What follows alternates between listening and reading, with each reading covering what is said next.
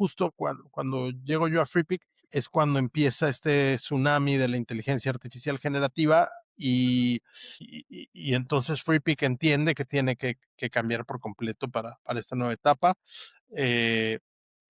Intentar también ser una marca más atractiva para el tipo de audiencia que buscaban y para la internalización con foco importante en Estados Unidos. Entonces, pues en ese sentido también fue muy interesante.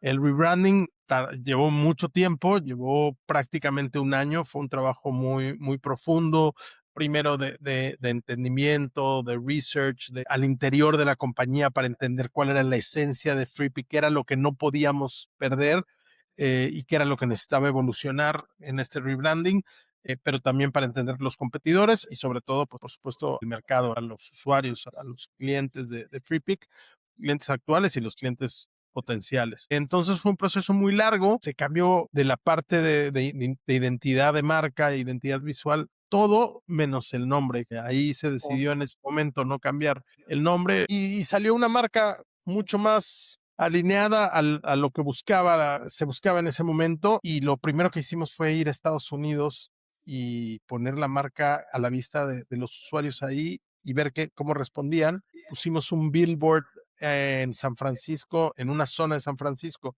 Tiene muchísima visibilidad porque hay una autovía muy grande que pasa, que es la autovía que conecta Silicon Valley con San Francisco. Y pusimos un billboard interesante ahí con un mensaje en el que decíamos Freepik, que es el lugar donde puedes diseñar mejor y más rápido. Y el billboard estaba sobre un edificio de 2 plantas, pequeño y muy feo, muy, muy maltratado, muy descuidado. Entonces nos dimos cuenta que al final ese billboard, pues la gente iba a ver ese edificio.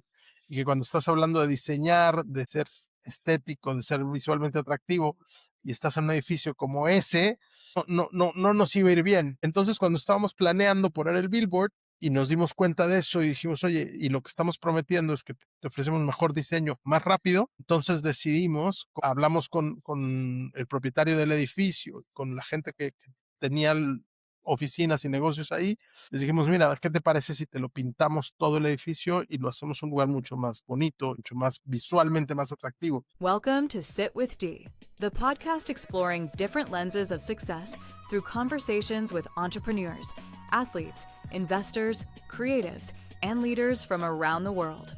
Because success is rarely just about talent or numbers. It's about resilience under pressure, discipline over time, communication, reinvention, and the courage to keep going when things get difficult.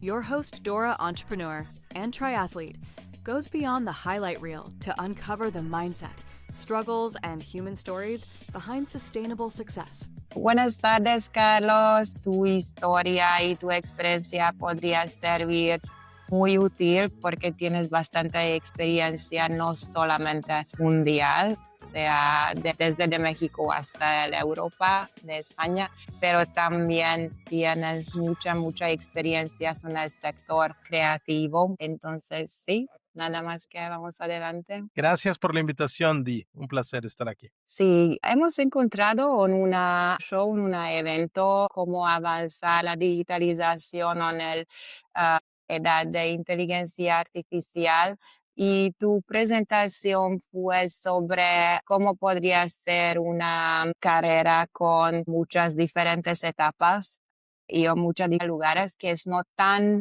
lineado, pero más con diferentes puntos y en diferentes partes.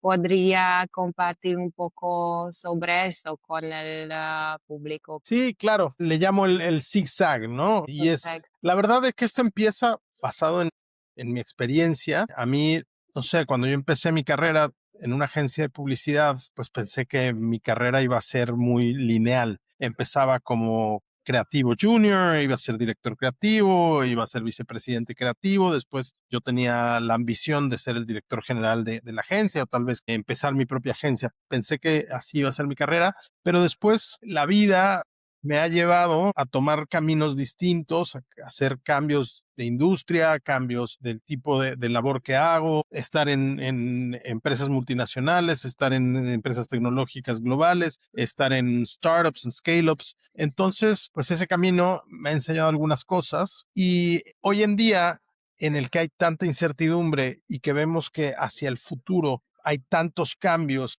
en todas las industrias, en cómo las compañías van a crecer en los próximos años, en cómo las industrias van a ir transformando a las compañías, me parecía que era un tema interesante porque creo que mucha gente, sin imaginarlo, va a pasar por este tipo de transiciones, de zigzags, de cambios esperados algunos buscados, pero muchos otros inesperados de rumbo.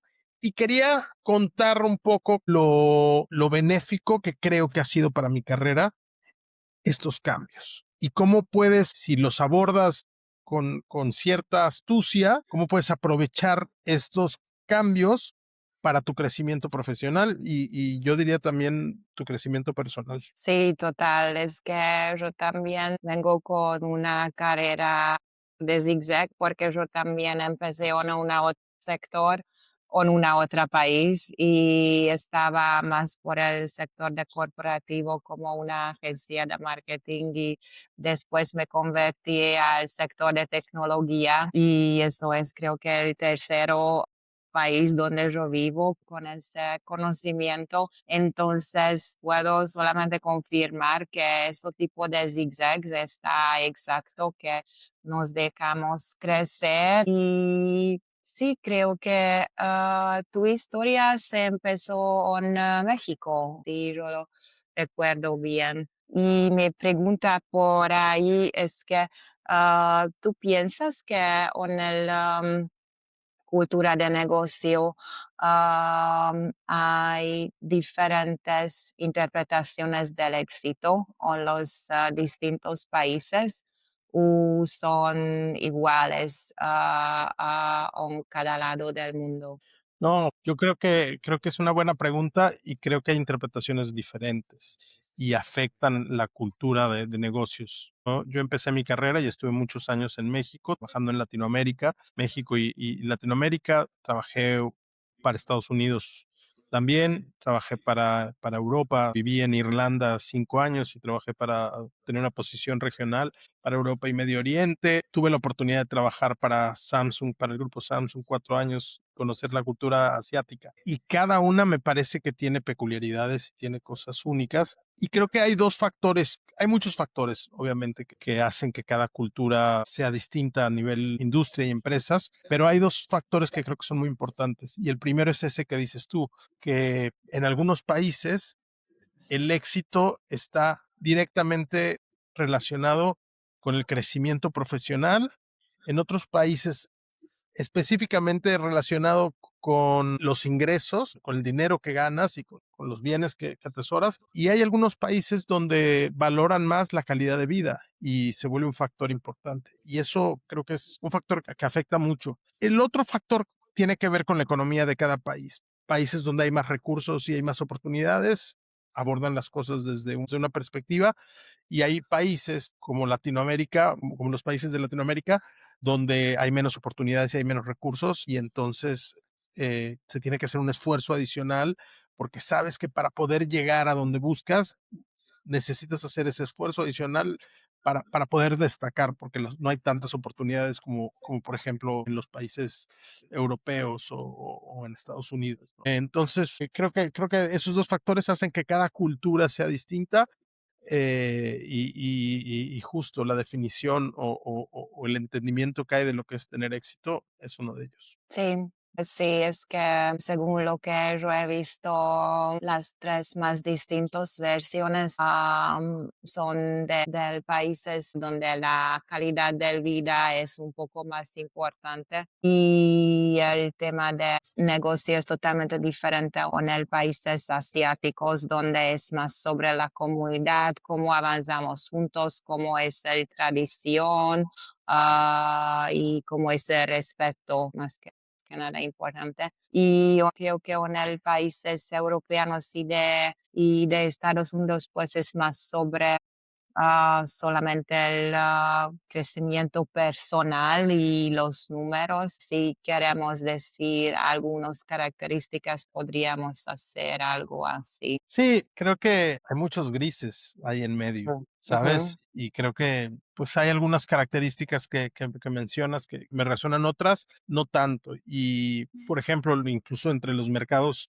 o los países asiáticos, con estos años que hemos vivido, donde hay una tendencia a la globalización, o ha habido una tendencia a la globalización que ahora está cambiando un poco, pero también se está generando una especie de cultura eh, global de trabajo. Y las compañías que tienen oficinas en diferentes países, diferentes continentes y empresa o ejecutivos que viajan de un continente a otro, también empiezan a generar otro tipo de cultura que es interesante y que ahí tal vez es donde se vuelve más rico.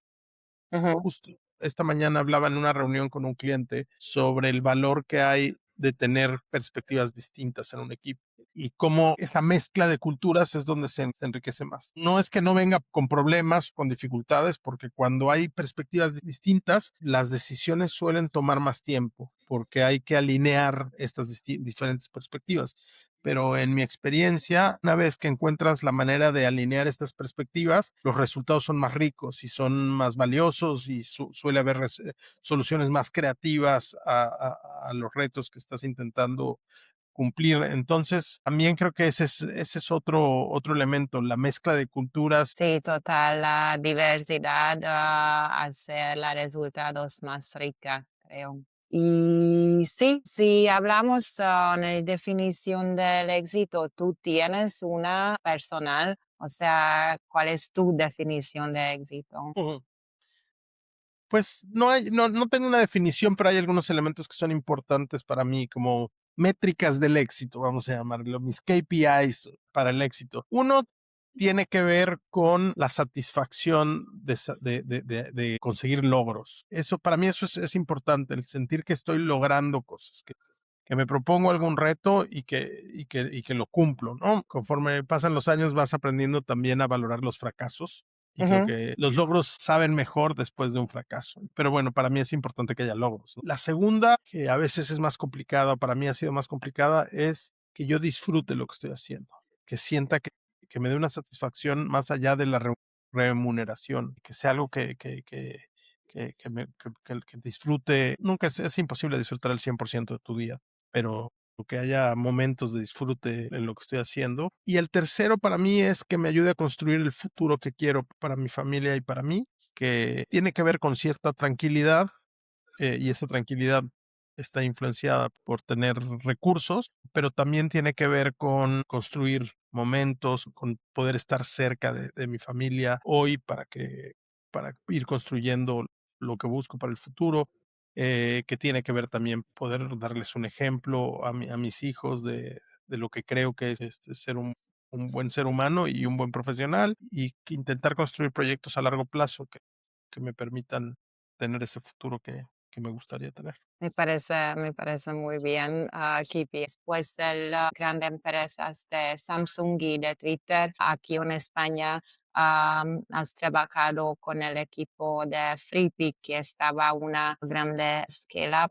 en los últimos años y todavía sigue siguiendo, y estabas a cargo de rebranding completo. Creo que eso es una etapa con muchos objetivos y muchos experimentos. Antes el FreePic estaba posicionado como una plataforma para generar imágenes y después estaba a cargo como una Creative Suite. Claro, sí, fue una etapa muy interesante en muchos sentidos. La primera fue porque pasé de una compañía, de siempre haber estado en compañías corporativas. Es verdad que cuando entré a Twitter, siempre me decían, Twitter sigue siendo una startup.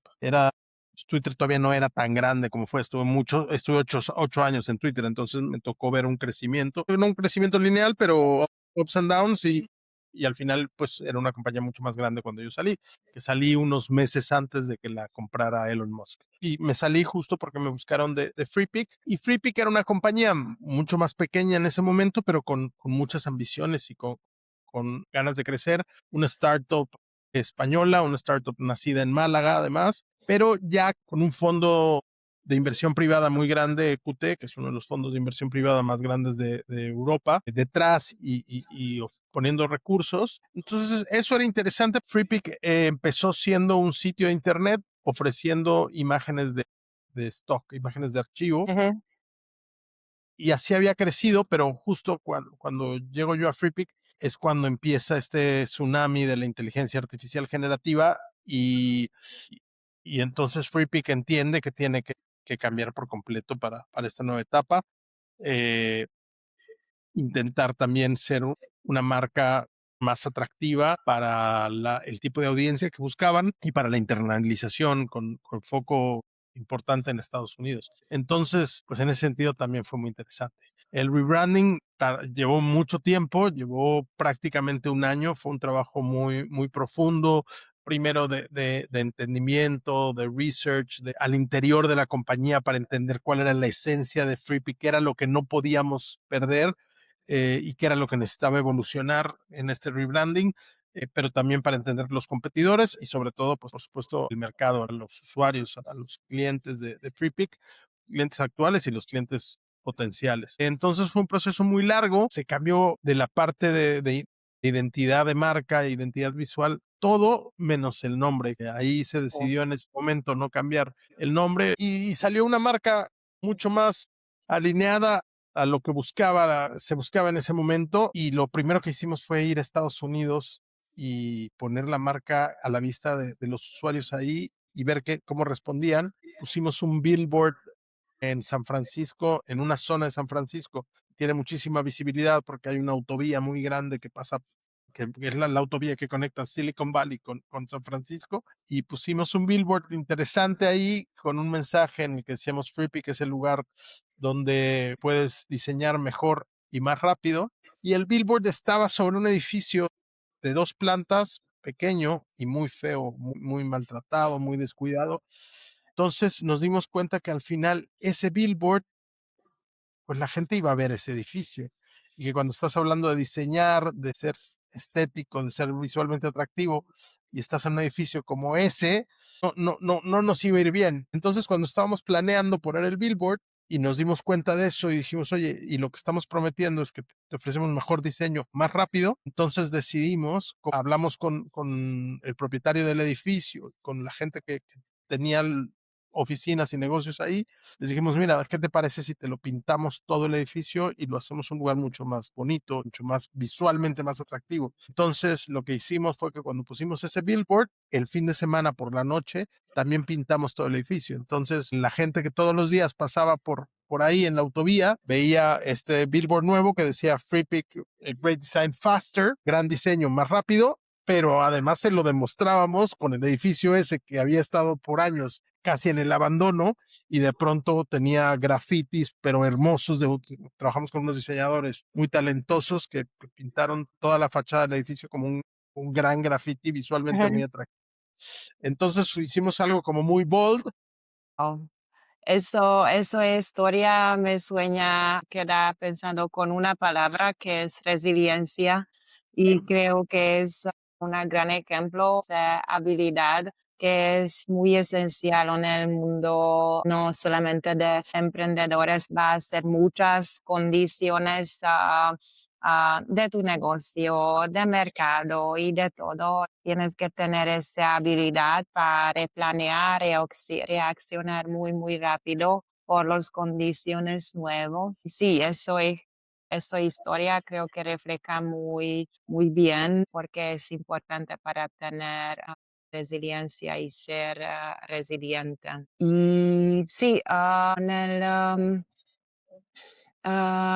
el tema de habilidades, ¿piensas que hay unos otros, aparte de resiliencia, que te ayudan mucho en tu carrera? Sí, creo que he ido aprendiendo algunas habilidades a lo largo de mi carrera que son importantes. Para mí, hoy en día, bueno, no, siempre el entendimiento de las personas ha sido clave. Desde que era un creativo publicitario, yo decía que así como un buen dibujante, por ejemplo, un arquitecto, para ser un buen dibujante, él tiene un talento en poder ver las cosas de cierta manera para darse cuenta, mira, pues es que cuando algo está más lejos se ve más pequeño y la sombra hace que esto se oscurezca y tal, y entonces eso lo puede plasmar en un dibujo. Para ser un buen mercadólogo y un buen creativo, siempre pensé que necesitaba ser muy bueno entendiendo cómo se comportan las personas y qué motiva que las personas se comporten de una manera. Entonces, para mí eso es muy importante. Eso implica ser muy observador y escuchar mucho. Intentar escuchar más de lo que hablas, que a veces es difícil. Entonces, para mí esa es una habilidad muy importante que en estos últimos años que he estado combinando el marketing con la economía del comportamiento, le he encontrado un valor todavía mayor. La economía del comportamiento me ha ayudado a entender mejor estas motivaciones que tiene la gente y estas reacciones que tiene la gente ante los estímulos, y te permite también saber cómo poder encauzar que una persona reaccione de una manera o se comporte de otra manera. Entonces, para mí eso ha sido muy importante. Y bueno, algo de lo que de hecho me gusta hablar mucho cuando hablo pues con estudiantes o con gente a la que estoy mentorizando de alguna manera, es algo que he aprendido, es a convivir con alguien que está, de hecho, aquí a mi lado, aunque ustedes no lo pueden ver ahora, y es mi síndrome del impostor. Que creo que muchos tenemos este síndrome del impostor, hay gente que no, hay gente que tiene otra personalidad, pero para mí el síndrome del impostor está siempre al acecho, así como diciendo, Carlos, no sé si realmente eres quien la gente cree que eres o los estás engañando, ¿sabes? Siempre me pone en entredicho. ¿Será que tú eres el que deberías de estar hablando de ese tema? ¿O será que es a ti al que realmente te quieran entrevistar? ¿O será que tú eres la persona adecuada para hacer un proyecto, para liderar un equipo? Y al principio me era muy complicado, pero con el tiempo he aprendido que este síndrome del impostor me ayuda. Es una herramienta que tengo para mantenerme alerta, y que cuando aparece el síndrome del impostor, hace un rato hablábamos del zigzag y cómo creo yo que las carreras no lineales tienen ciertas ventajas, pero también es verdad que cuando haces un giro, cuando cambias, intentas algo nuevo y te adentras a una industria o a una función que nunca antes habías experimentado, pues eres un poco impostor, porque no sabes todas las respuestas, porque no lo conoces todo bien. Y ahí es importante compensar con la experiencia que tienes, por un lado, y por otro lado, aprender muy rápido lo que te falta para no ser realmente un impostor. Pero entonces, cuando el síndrome del impostor aparece, digo, mira, si está apareciendo es que estoy probando algo nuevo, es que me estoy arriesgando a buscar algo, un camino que no había buscado, a hacer las cosas de una manera en las que no las había hecho, y eso siempre está bien. Porque creo que así como hay algunas características que me han ayudado, algo también que he aprendido que no me ayuda nada es estar en una zona de confort. Tú has dicho que para hacer el rebranding completo, eso cuesta un año. Y creo que en esos días, cuando todo es que hay que hacer las cosas muy rápido y especialmente en una vida de startup, scale-up, todo es sobre el tiempo. Un año para rebranding podría parecer un poco longo, pero entonces es no, porque totalmente, según de eventos, estaba totalmente vale la pena. Creo que un año es mucho tiempo, Ujú. demasiado tiempo. Debimos haberlo hecho más rápido. Creo que lo que pasaba es que para empezar un branding es más fácil que un rebranding. Y es más fácil hacer un rebranding de una marca que es startup todavía o que no está teniendo un buen momento, de hacer el rebranding de una marca que es grande ya, es un scale-up, ¿no? Y que está en su mejor momento, que cuando decidimos hacer este cambio, la marca tenía muchos usuarios, tenía un negocio muy saludable, tenía muy buen revenue. Entonces es cuando tienes que ser muy cuidadoso, porque no quieres mover alguna pieza que haga que todo lo que ya está funcionando bien no funcione. Esto fue un paso muy valiente de Freepik, decir, oye, cuando mejor estoy, tengo que hacer este rebranding, porque aunque hoy estoy muy bien, yo veo que en el futuro viene esta ola que se llama inteligencia artificial generativa y nos va a caer encima. Entonces, pero fue en ese sentido muy, muy valiente, porque todavía las cosas estaban bien. Hablando del éxito todavía, porque por esa temporada del podcast tiene ese tema en el centro que es el fórmula del éxito, si existe. Tenemos diferentes conversaciones con diferente gente por cómo reinventarse. Tuvimos una conversación con una campeona olímpica y ella se convertía después por una triatleta profesional y su historia estaba interesante porque ah, hasta al año de 16 ella ya está una campeona de olímpica. Que, ok, ¿qué tú vas a hacer porque tú ya llegaste al punto de éxito y cómo tú vas a reinventarse? Después eso hay una cierta forma de fórmula que es muy parecido, por ejemplo, en el mundo de deportes de alto rendimiento y de emprendimiento, y eso es nada más que el éxito es un factor de tu talento, obviamente, porque tienes que ser talentoso en lo que tú haces, pero tienes que ser muy apasionante, tienes que tener una visión al punto donde querías llegar o tener ese reto y hay que tener una resiliencia o perseverancia porque el camino va a ser muy largo y va a ser muchos fracasos y eventos en ese camino. Y el último es pues un factor que es un efecto de red, o sea, cómo estás conectado con tu target o con tu mercado. Y si tienes todo eso correcto, entonces tu oportunidad para ser exitoso es muy más alto. Sí, bueno, me parece que todo lo que dices sin duda ayuda y te da más posibilidades de tener éxito. Yo no soy muy partidario de las fórmulas. A mí me gusta, o creo que las cosas a veces son más complejas que una fórmula, pero creo que todo lo que dices, sin duda que son ingredientes que ayudan a tener éxito. Para mí hay dos elementos que son importantes también.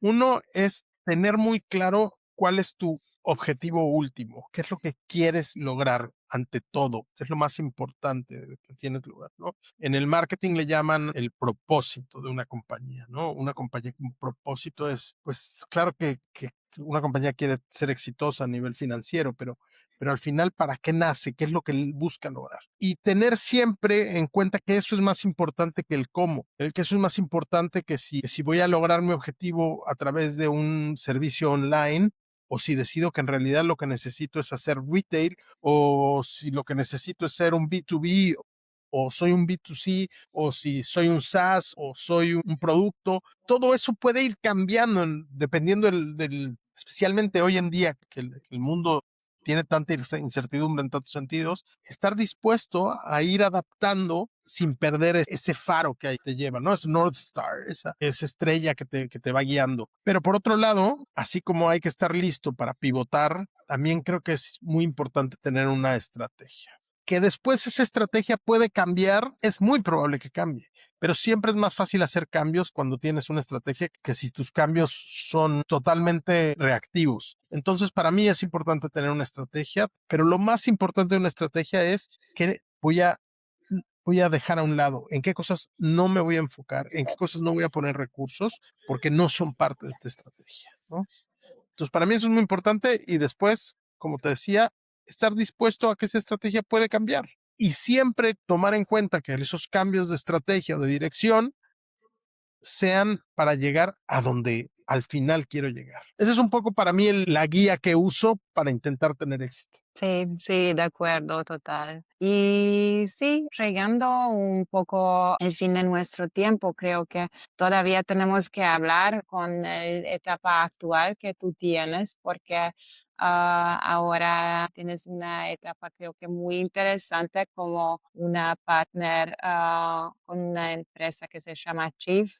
También tú me has dicho que estás trabajando con un proyecto de observación de comportamiento. Si podías compartir unos detalles como está ahora, porque creo que es una otra etapa totalmente diferente a comparación de Free Peak. Entonces es una otra ejemplo reinventarse y de resiliencia. Entonces, ¿cuáles son tus días ahora? Sí, claro, muchas gracias. Pues sí, después de muchos años de estar en el mundo corporativo, donde el 90% de mis esfuerzos estaban en un objetivo con una compañía en una posición específica, en los últimos 2 años y medio ya he estado en el mundo independiente, empezando como emprendedor, he cofundado un par de startups y ahora estoy haciéndolo distinto. Ahora en vez de tener un solo proyecto, tengo 3 o 4 proyectos que se complementan y que van construyendo el futuro al que quiero llegar, es lo que creo. Y en esta búsqueda me acerqué conocí a Iván, hoy es mi socio, y empezamos a hablar y nos dimos cuenta que si juntamos la economía del comportamiento con el marketing, podemos ayudar a muchas marcas, a gobiernos locales, gobiernos federales también, a, a cambiar el comportamiento de la gente hacia donde creemos que puede ayudar, que puede tener un impacto positivo. Hay como 2 elementos que son constantes y que valoro mucho. El primero es, siempre he buscado posiciones donde la creatividad y la innovación son valoradas y aquí creo que al combinar la economía del comportamiento y el marketing, la cantidad de soluciones creativas se multiplica y eso me divierte mucho. Y el segundo, algo de lo que ya hemos estado hablando, que tiene que ver con entender el comportamiento de las personas y entender que las personas tomamos, ¿sabes?, muchas decisiones. Dice en la economía del comportamiento que hay 2 sistemas de tomas de decisiones. Un sistema muy racional, con el que tomamos decisiones muy sustentadas, y cuando vas a comprar una casa, o cuando estás pensando qué carrera vas a estudiar, o cuando estás pensando si entrar en un negocio o no, normalmente pues ahí hay un proceso muy racional y mental, pero este mismo proceso no lo podemos usar para todas las decisiones que tomamos todos los días, porque si no, tendríamos demasiada información en nuestra cabeza y no podríamos funcionar. Entonces tenemos este otro sistema que es un sistema de toma de decisiones a base de atajos, ¿no? Donde no seguimos un proceso racional, sino muchas cosas inconscientes, muchas cosas de manera mucho menos racional para tomar decisiones. Y eso provoca que los seres humanos cometamos muchos errores y caigamos en algunos vicios y caigamos en algunos patrones. Y eso es lo que estudia el comportamiento y me parece muy interesante. Eso generar tanto impacto y encuentras un impacto muy interesante. Y al final lo que tiene la economía del comportamiento es que se basa en un método científico donde experimentas, mides, evalúas y en base a eso tomas decisiones. Entonces el impacto siempre está muy medido y hay data que lo sustenta. Entonces me apasiona mucho y me divierte mucho esto. Sí, me parece que tienes suerte porque todas las etapas que tú me has contado estaba lleno de pasión y también de diferentes retos, como tú has contado. Me parece que todos esos retos estaba superado y todavía tienes una pasión muy grande para entender y observar la gente y tener un impacto, porque creo que es también tenemos que decir eso, que el éxito no podría ser solamente sobre el dinero,